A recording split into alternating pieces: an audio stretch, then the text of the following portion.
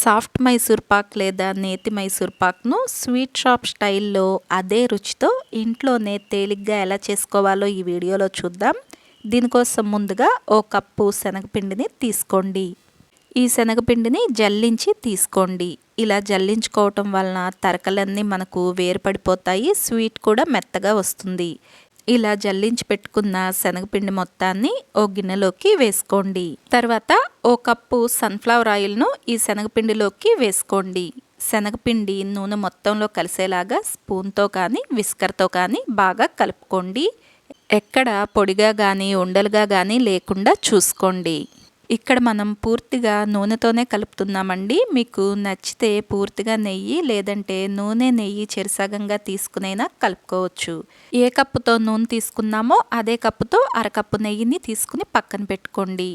Sweet వేసుకునే ప్లేట్లోకి నెయ్యి వేసి అడుగున అంచులకు నెయ్యి రాసి ఉంచుకోండి. తర్వాత ప్యాన్లోకి 1.5 కప్పుల పంచదార, 1/4 కప్పు నీళ్లను వేసుకోండి. ఈ మొత్తానికి కొలతకు 1 కప్పు కానీ గిన్నె కానీ వాడండి. దీనిని స్టవ్ పైన పెట్టుకుని పంచదార కరిగేంత వరకు ఇలా గరిటెతో కలుపుకుంటూ ఉడికించుకోండి. పంచదార పూర్తిగా కరిగిన తర్వాత మంటను తగ్గించేసి ఓ 2 నిమిషాలు పాకాన్ని మరిగించుకుంటే ఇలా తీగ పాకం వస్తుంది. వీడియోలో చూపిస్తున్నట్లుగా ఇలా పాకం వచ్చినప్పుడు మనం ముందుగా నూనె వేసి కలిపి పెట్టుకున్న శనగపిండిని ఈ పాకంలోకి వేసుకోవాలి.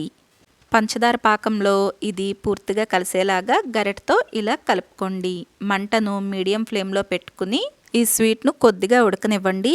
ఇలా ఉడకటం మొదలైనప్పుడు మంటను పూర్తిగా తగ్గించేసి సన్నని మంటపైకి పెట్టుకోండి. దీనిలో మంచి వాసన కోసం దంచుకున్న 2-3 యాలకుల గింజలను వేసుకోండి. ఇలా సన్నని మంట మీదే దగ్గరే ఉండి కలుపుకుంటూ ఉండాలి. అంచుల వెంట పట్టిన దాన్ని కూడా ఇలా తీసి స్వీట్లోకి వేసుకుంటూ ఉండండి. ఈ స్వీట్ కాస్త చిక్కపట్టం మొదలైనప్పుడు మనం ఒక అరకప్పు నెయ్యిని పక్కన పెట్టుకున్నాం కదా, దానిలో నుండి కొద్దిగా నెయ్యిని వేసుకుని స్వీట్లో వేసుకున్న నెయ్యి మొత్తం కలిసేంత వరకు ఇలా గరిటెతో కలుపుకుంటూ ఉండండి.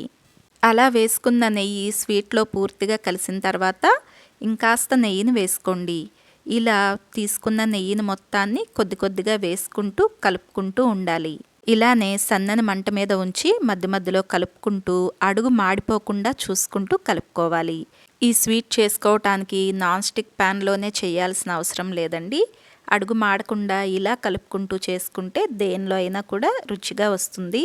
ఇలా నెయ్యి వేసుకోవటం వలన ఈ స్వీట్కు మంచి రుచి వస్తుంది.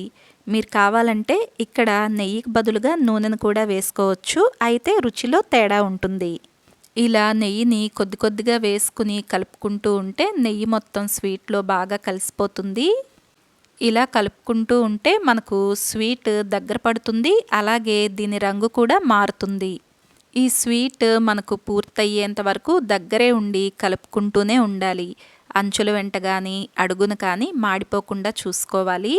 స్వీట్ దగ్గర పడి చిక్కపట్టం మొదలైనప్పుడు స్వీట్ తయారయ్యిందో లేదో చూడటానికి కొంచెం తీసుకుని వీడియోలో చూపిస్తున్నట్లుగా ఇలా బాల్ లాగా చుట్టుకోండి. ఇలా వచ్చిందంటే మనకు స్వీట్ తయారైపోయినట్టే. ఇలా రాలేదంటే మరి కాసేపు ఉడికించుకోండి. మనకు తయారైపోయిన స్వీట్ను స్టవ్ పై నుండి దించగానే ముందుగానే నెయ్యి రాసి పెట్టుకున్నాం కదా, ఆ ట్రేలోకి వేసేసుకోవాలి. ట్రేను 1-2 సార్లు ఇలా తట్టేసి పూర్తిగా చల్లారేంత వరకు ఓ పక్కన పెట్టేసుకోండి. త్వరగా చల్లారాలని ఫ్యాన్ కింద పెట్టడం లాంటివి కాకుండా దానంతట అదే చల్లారేంత వరకు 2-3 గంటల పాటు పక్కన పెట్టుకోండి. ఈ స్వీట్ పూర్తిగా చల్లారటానికి నాకు 2 గంటల సమయం పట్టిందండి. పూర్తిగా చల్లారిన తర్వాత చాకుతో అంచుల వెంట ఓసారి కట్ చేసుకుని తర్వాత మీకు నచ్చిన సైజులోకి ఇలా ముక్కలుగా కోసుకోండి. ఈ పద్ధతిలో ముక్కలుగా కోయటం వలన అన్నీ కూడా ఒకే సైజులోకి వస్తాయి.